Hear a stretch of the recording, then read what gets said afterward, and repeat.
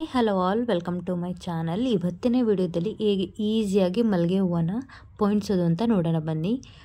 Rose ಹೂವನ್ನ ಬಳಸ್ಕೊಂಡು ಹೇಗೆ ಮಾಡೋದು ಅಂತ ನೋಡೋಣ ಬನ್ನಿ. ಫಸ್ಟು ನಾವು ಪೋಣಿಸೋದಕ್ಕೂ ಮೊದಲು ಏನು ಮಾಡಬೇಕಂದ್ರೆ, ಈ ರೀತಿಯಾಗಿ ಒಂದು ಕಡ್ಡಿಯಿಂದ ಏನು ಮಾಡಬೇಕಂದ್ರೆ ನಾಟ್ ಮಾಡ್ಕೋಬೇಕಾಗುತ್ತೆ. ಯಾಕಂದರೆ ಸ್ಟಿಫಾಗೂ ಇರುತ್ತೆ ಮತ್ತು ಬಿಚ್ಚೋಗೋದು ಇಲ್ಲ.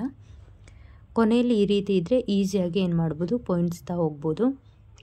ಫಸ್ಟ್ ಏನೂ ಇಲ್ಲ, ಮಲ್ಲಿಗೆ ಹೂವು ಇರುತ್ತಲ್ವ, ಆದಷ್ಟು ನೀವು ಮೊಗ್ಗನ್ನು ತಗೊಂಡು ಪೋಣಿಸೋದಕ್ಕೆ ಟ್ರೈ ಮಾಡಿ. ಯಾಕಂದರೆ ತುಂಬ ಚೆನ್ನಾಗೂ ಇರುತ್ತೆ, ಹಾಗೆ ಹರಳಿದ್ರೆ ಅಷ್ಟೊಂದು ಕಂಫರ್ಟಬಲಾಗಿ ಹೂವನ್ನು ಪೋಣಿಸೋದಕ್ಕಾಗಲ್ಲ. ಅದಕ್ಕೋಸ್ಕರ ಏನು ನೋಡ್ತಿದ್ದೀರಲ್ಲ, ಈ ರೀತಿಯಾಗಿ ಸುತ್ತಲೂ ಏನು ಮಾಡ್ಕೋಬೇಕು, ಹೂವನ್ನು ಒಂದಾದಮೇಲೆ ಒಂದು ಪೋಣಿಸ್ಕೊತಾ ಬರಬೇಕು.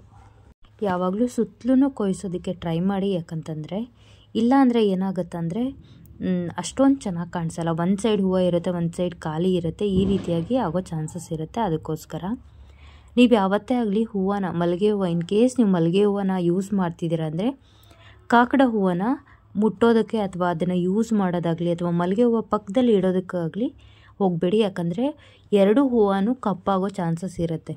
ಒಂದಕ್ಕೂ ಒಂದು ಆಗಿ ಬರಲ್ಲ ಅಂತಾರಲ್ವ, ಆ ರೀತಿಯಾಗಿ ಈ ಮಲ್ಲಿಗೆ ಹೂವು ಮತ್ತು ಕಾಕಡ ಹೂವು ಬರೋದಿಲ್ಲ. ನೀವು ಯಾವುದೇ ಹೂವನ್ನು ಮುಟ್ಟಿ ನೆಕ್ಸ್ಟ್ ಇನ್ನೊಂದು ಹೂವನ್ನು ಮುಟ್ಟಿದ್ರಂದರೆ ಅದು ಕಪ್ಪಾಗೋ ಚಾನ್ಸಸ್ ಇರುತ್ತೆ, ಸುಮ್ಮನೆ ವೇಸ್ಟ್ ಆಗುತ್ತೆ. ಅದಕ್ಕೆ ಈ ಒಂದು ಟಿಪ್ನ ಫಾಲೋ ಮಾಡಿ. ಯಾವಾಗ ಹೇಗಿದೆ ಅಂತ ಕಮೆಂಟ್ ಮಾಡಿ. ಇನ್ನೊಂದು ರೀತಿಯ ಹೇಗೆ ಕಟ್ಟೋದು ಅಂತ ನೋಡೋಣ ಬನ್ನಿ. ಸುಲಭವಾಗಿ ಹೇಗೆ ಡಿಫ್ರೆಂಟಾಗಿ ಮಲ್ಲಿಗೆ ಹೂವನ್ನು ಬೆಳೆಸ್ಕೊಂಡು ಹೇರ್ ಸ್ಟೈಲ್ ಮಾಡೋದು ಅಂತ ನೋಡೋಣ ಬನ್ನಿ. ಈ ರೀತಿಯಾದಂಥ ಒಂದು ಮೆಟಲ್ ಪೀಸ್ ಬೇಕಾಗುತ್ತೆ.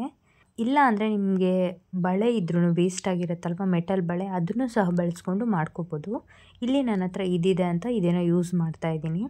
ನೋಡಿ, ಮೊಗ್ಗಾಗಿರುತ್ತಲ್ಲ, ತುಂಬ ಕಾಯಿ ಮೊಗ್ಗಿರುತ್ತೆ, ಅಂಥ ಹೂವನ್ನು ಬಿಸಾಕೋ ಬದಲು ನೋಡಿ ಈ ರೀತಿಯಾಗಿ ಏನು ಮಾಡ್ಕೋಬೋದು, ಯುನೀಕಾಗಿ ಒಂದು ಹೇರ್ ಸ್ಟೈಲ್ನ ಮಲ್ಲಿಗೆ ಹೂವಿಂದ ಕ್ರಿಯೇಟ್ ಮಾಡ್ಬೋದು. ನೋಡಿ ಎಷ್ಟು ಚೆನ್ನಾಗಿರುತ್ತೆ ಅಂತಂದರೆ, ಡಿಫ್ರೆಂಟಾಗೂ ಇರುತ್ತೆ ಆ್ಯಂಡ್ ಯುನೀಕಾಗೂ ಇರುತ್ತೆ.